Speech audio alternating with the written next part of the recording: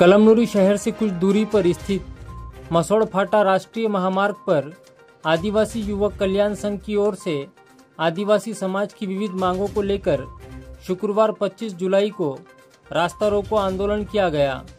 रास्ता रोको आंदोलन में बड़ी संख्या में आदिवासी समाज के लोग उपस्थित रहे।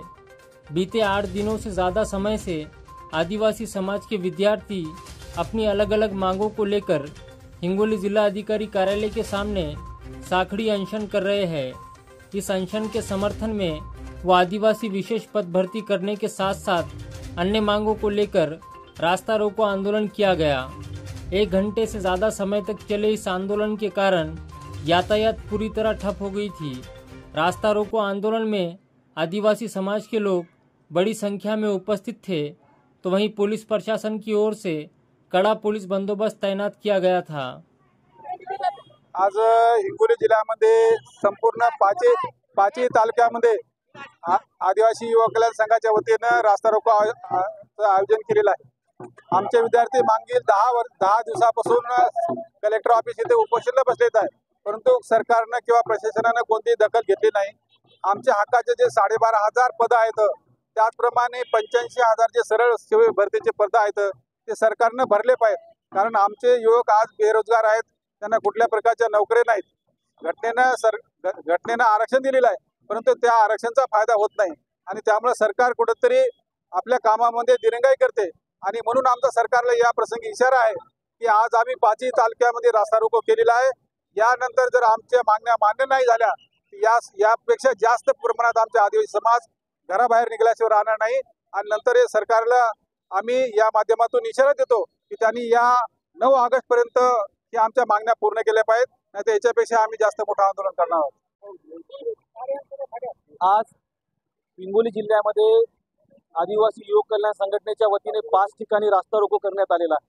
याचं कारण की हिंगोली जिल्हाधिकारी कार्यालयासमोर मागील 10 दिवसापासून आदिवासी विद्यार्थी त्यांच्या काही मागण्या घेऊन त्यांच्या साखळी उपोषण आहे, पण हे सरकार या आदिवासी विद्यार्थ्यांच्या मागण्याकडे डोळेझाक करत आहे। कशामुळे करत आहे? आज ते त्यांच्या हक्काच्या मागण्या मांडत आहेत, तरी या सरकारला अजून जाग येत नाही। आदिवासी मंत्री अजूनही त्याची दखल घेत नाहीत। ही अतिशय खेदाची बाब आहे।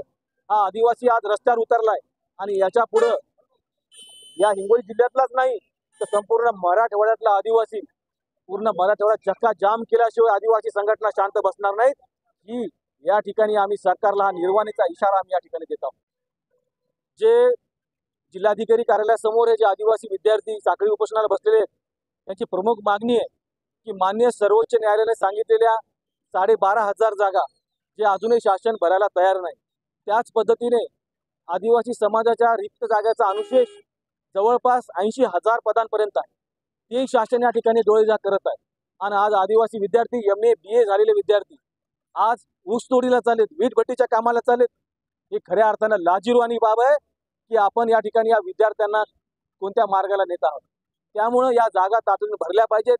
त्यांना पाठिंबा म्हणून आज संपूर्ण या हिंगोली जिल्ह्यामध्ये चक्का जाम आंदोलन या ठिकाणी करण्यात आलं आणि याच्यानंतर प्रत्येक गाव प्रत्येक रस्त्यावर बसेल आणि शासनाला या मागण्या पूर्ण करण्यासंदर्भात आज आदिवासी एक झालेला आहे आणि तो लढल्याशिवाय आणि तो संघर्ष करणार आहे ही आम्ही या ठिकाणी शासनाला सांगू इच्छितो। आज आदिवासी समाज बांधवाच्या वतीने कळमनुरी तालुक्यातील मसौड़ फाटा या ठिकाणी रास्ता रोको आंदोलन करण्यात आलेले आहे। सदरचं आंदोलन हे आदिवासी विद्यार्थ्यांच्या वतीने माननीय जिल्हाधिकारी कार्यालय हिंगोली या ठिकाणी सुरू असलेल्या नोकर भरतीसह इतर विविध मागण्याच्या समर्थनात आंदोलन होते। महाराष्ट्र सरकार जाणीवपूर्वक आदिवासींच्या प्रश्नाकडे दुर्लक्ष करते। 2018 पासून या आदिवासींच्या रिक्त पदाची रखडलेली भरती प्रक्रिया आहे, ती भरती प्रक्रिया करण्यासाठी हेतुपुरस्सर सरकारकडून निषेध केला जातो आणि भरती प्रक्रिया डावलली जाते। याच्या संदर्भात जर शासनाने तात्काळ निर्णय नाही घेतला तर एक मोठं राज्यव्यापी आंदोलन आदिवासी समाज बांधवाच्या वतीने छेडण्याचा इशारा या ठिकाणी आम्ही देत आहोत। आज आपल्या इथं हिंगोली जिल्ह्यामध्ये सर्व समाजातील मुली आज 9-10 दिवस झाले आज साखळी उपोषणाला बसलेले आहेत आणि त्यांची आपल्या सरकार काही दखल घेत नसल्यामुळे मुलं एवढे अडचणीमध्ये ते हॉस्टेलहून मुली येणं जाणं एवढ्या परेशानीमध्ये ते बसले, तरी सरकार त्यांची अजिबात काही दखल घेत नाही. कारण तर ते दऱ्याखोऱ्यामध्ये आदिवासी समाज राहणार आहे आणि ही काही करू शकणार नाही असा सरकारचा गैरसमज आहे. सरकारने दखल नाही जर घेतली तर आम्ही सर्व आदिवासी समाजातील मुलं मुली महिला पुरुष सगळेजण रस्त्यावर उतरून त्या सरकारचा तीव्र निषेध करू. एवढं बोलून मी माझे